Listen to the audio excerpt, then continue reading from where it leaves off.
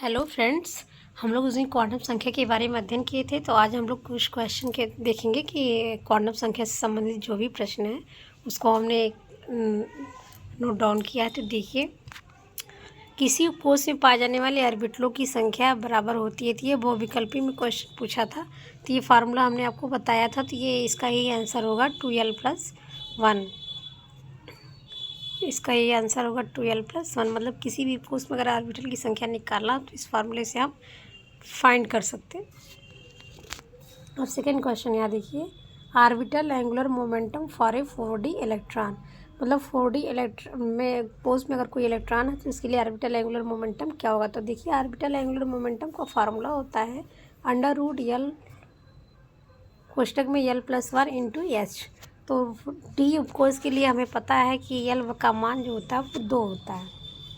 यहाँ पे 4 का जो 4 है ये एन की वैल्यू है, और जो यहाँ डी है इससे यल का मान हम फाइंड कर लेंगे। तो इसलिए यहाँ पे यल बराबर 2 लिखा गया है कि यहाँ बताया गया फॉर डी ऑर्बिटल के लिए। तो यहाँ पे इसमें हम एंगुलर मोमेंटम फार्मूले में रख देंगे मान। तो इस प्रकार से हमें √6 और एच, तो ऑर्बिटल एंगुलर मोमेंटम जो 4d इलेक्ट्रॉन के लिए होगा √6 एच होगा। फिर हम अगला क्वेश्चन देखते हैं। तो अगला क्वेश्चन ये है कि पोटेशियम के अंतिम इलेक्ट्रॉन की चारों क्वांटम संख्याओं का मान क्या है। तो हम किसी भी तत्व के अगर अंतिम इलेक्ट्रॉन की या पहले इलेक्ट्रॉन क्वांटम संख्या निकालना तो उसको हम सबसे पहले उसका इलेक्ट्रॉनिक विन्यास करेंगे ऊर्जा स्तर क्रम में। तो हमें देखिए यहाँ इलेक्ट्रॉनिक विन्यास किया हुआ है पोटेशियम का 1s2 2s2 2p6 3s2 3p6 4s1। तो देखिए इसका अंतिम इलेक्ट्रॉन 4s में गया है। तो यहाँ पे हमने 4s1 को यहाँ पे रिप्रेजेंट केवल किया है वैल्यू फाइंड करने के लिए। तो यहाँ पे n का मान 4 होगा क्योंकि ये कोष से निर्धारित होता है, जो कि यहाँ पे 4 दिया हुआ है। और l का मान 0 होगा क्योंकि s ऑर्बिटल है के लिए क्या होता है 0 होता है, ये चीज़ ध्यान दीजिएगा। और m की वैल्यू 0 होगी क्योंकि यहाँ पे एक ही ऑर्बिटल है। तो l का मान 0 है तो m का मान भी 0 होगा। और यस पहले इलेक्ट्रॉन के लिए आप +1/2 कहीं किताबों में अगर यस का मान -1/2 भी है तो वो गलत नहीं माना जाएगा। दोनों केसेस में सही है ये चीज़। अब हम अगला क्वेश्चन देखते हैं। इसमें number of nodal points 4p orbital will be. मतलब 4p ऑर्बिटल के लिए नोडल पॉइंट्स कितने होंगे। तो यहाँ पे देखिए नोडल पॉइंट्स का जो फार्मूला होता है n-l-1, या किसी भी अगर नोडल पॉइंट्स या नोड्स निकालना आपको है तो इस फार्मूले में आप रख दीजिएगा। तो यहाँ देखिए 4p ऑर्बिटल के लिए पूछा है, तो 4p ऑर्बिटल के लिए n का मान 4 होगा क्योंकि यह कोष को दर्शाता है जो 4 संख्या है। और p कोष से l का मान 1 होगा। p अगर यस उपकोष है तो 0, l का मान p उपकोष है तो 1, और d उपकोष है तो 2, और f उपकोष है तो 3। तो इस प्रकार से नंबर ऑफ नोडल पॉइंट्स आप निकाल लेंगे, तो इस प्रकार से इसका आंसर 2 आ जाएगा। अब अगला क्वेश्चन देखिए, the orbital angular momentum for a 3p electron is. कि 3p इलेक्ट्रॉन के लिए ऑर्बिटल एंगुलर मोमेंटम क्या होगा। तो इसके लिए भी फार्मूला वही रख देंगे √L कोष्टक में l+1 इंटू एच। तो 3p के लिए जो n का मान होगा 3 होगा और l का मान 1 होगा क्योंकि p कोष है। तो इस प्रकार से इसकी वैल्यू हम रखेंगे और इस प्रकार से क्या प्राप्त हो जाएगा √H।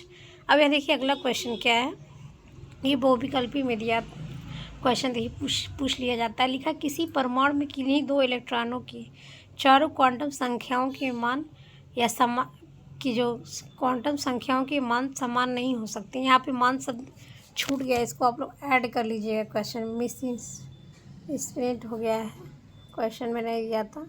यहाँ पे क्या होना चाहिए मान, जिसको हमने वैल्यू करते हैं जो क्वांटम संख्या मान रहे हैं।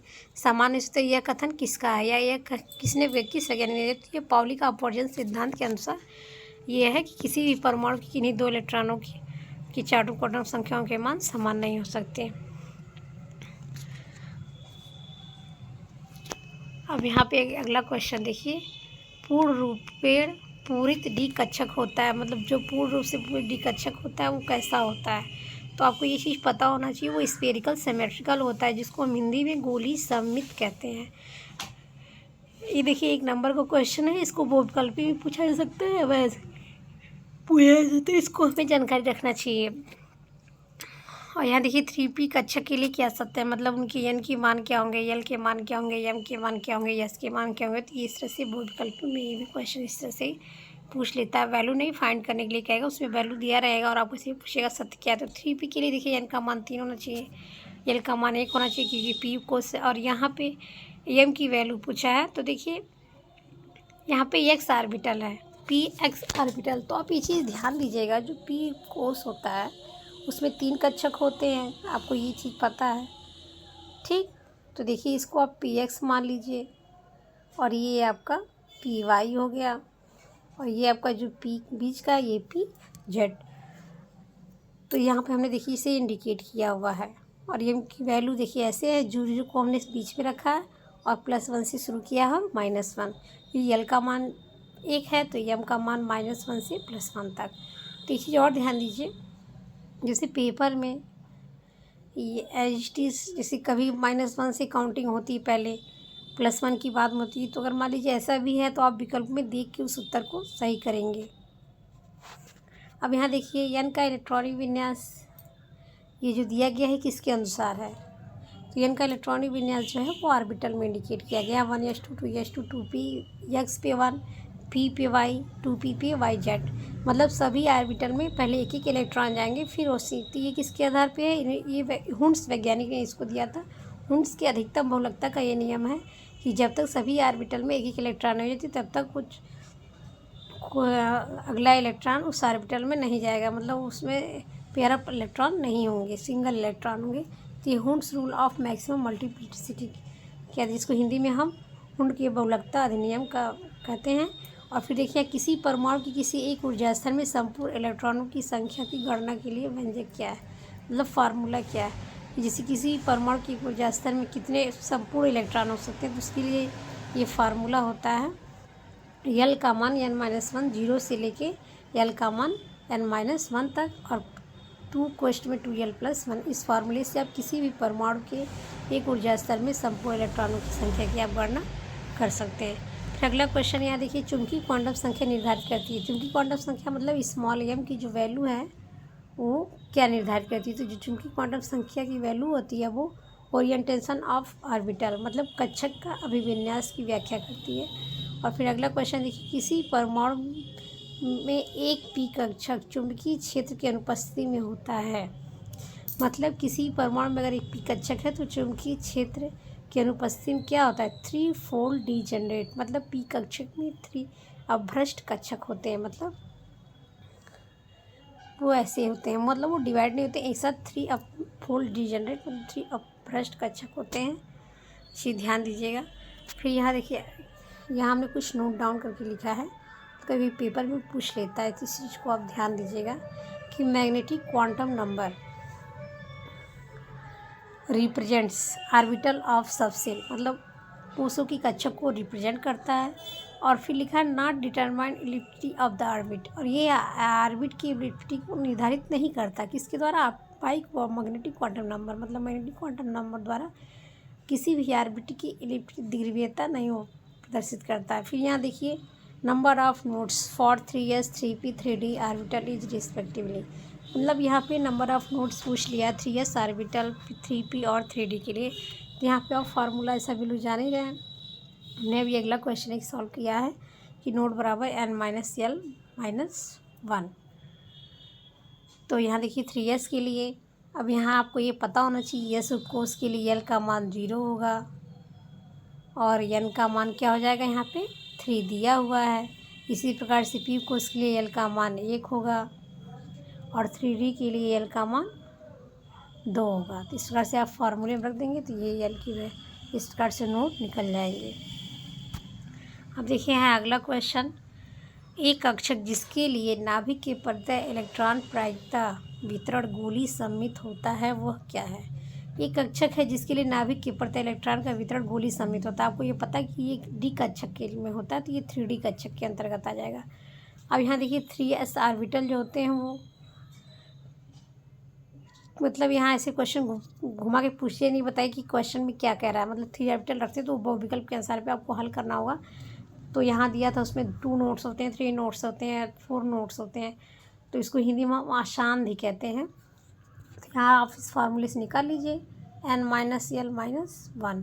इस फार्मूले से आप निकालिएगा तो आपको 2 नोट्स प्राप्त होंगे। n की वैल्यू 3 है और l का मान 0 है और -1। इस प्रकार से आपको 2 नोट्स प्राप्त हो जाएंगे। फिर देखिए यदि angular momentum of a field 2p orbital etch, मतलब एंगुलर मोमेंटम जो 2p ऑर्बिटल के लिए क्या होगा, तो आप देखिए 2p ऑर्बिटल के लिए एंगुलर मोमेंटम उसी फार्मूले से आप निकाल देंगे l+1 इंटू एच। तो यहाँ पे देखिए 2p के लिए जो होगा 2p ऑर्बिटल के लिए अगर देखा जाए तो l का मान क्या हो जाएगा, 1 हो जाएगा, n का मान 2 हो जाएगा और इस फार्मूले में आप रख दीजिए। यहाँ पे इस फार्मूले रखिए √l कोष्ठ में l+1 इंटू एच। तो अब क्या होगा, आप रख के देख सकते हैं l की वैल्यू 1 है, तो 1 1 2 √2h। यहाँ इसको हमने देखिए हल किया है, ये आपको क्वेश्चन है, देखिए √2 इंटू एच आएगा। इस तरह से आप हल करके इसको फाइंड कर सकते हैं। देखिए हमने इसको हल किया है, इस फार्मूले को लिखा, फिर यहाँ 2p को उसके लिए ये वैल्यू दिखा और फिर हमने इस फार्मूले को रख दिया। अब यहाँ देखिए अगला क्वेश्चन, द ऑर्बिटल l बराबर 2 कैन एकोमोडेट, मतलब कहने का अर्थ ये कि अगर l का मान 2 है तो इसमें कितने अधिकतम इलेक्ट्रॉन आ जाते हैं, किस फोर्स को प्रदर्शित करता है, या डी फोर्स को प्रदर्शित करेगा, आप सभी को पता है। और डी ऑर्बिटल में अधिकतम 10 इलेक्ट्रॉन होते हैं, क्योंकि इसमें 5 ऑर्बिटल होते हैं और सभी में 2 इलेक्ट्रॉन, एक ऑर्बिटल में 2 इलेक्ट्रॉन होते हैं, आप सभी को पता है। तो इस प्रकार से इसमें अधिकतम 10 इलेक्ट्रॉन पाए जाएंगे। अब यहाँ देखिए trends in shielding effect his, मतलब जो ट्रेंड्स क्या होता है शील्डिंग इफेक्ट का या परिरक्षण प्रभाव का क्या होता है, तो किस ऑर्बिटल में सबसे ज़्यादा होता है, किस ऑर्बिटल में सबसे कम होता है। तो यहाँ देखिए एस ऑर्बिटल में सबसे ज़्यादा होता है, फिर पी ऑर्बिटल में, फिर डी और फिर एफ, सबसे मतलब एफ ऑर्बिटल में होता है जो प्रभाव होता है। तो देखिए जो परिरक्षण प्रभाव या शील्डिंग इफेक्ट है, इसका अर्थ ये है कि जैसे किसी भी ऑर्बिटल को ढक लेता है और उसके कक्षे में घूमने की शक्ति कम हो जाती है, तो उससे ये तात्पर्य है कि मतलब इसमें परिरक्षण प्रभाव सबसे अधिक किसका है, एस ऑर्बिटल का है।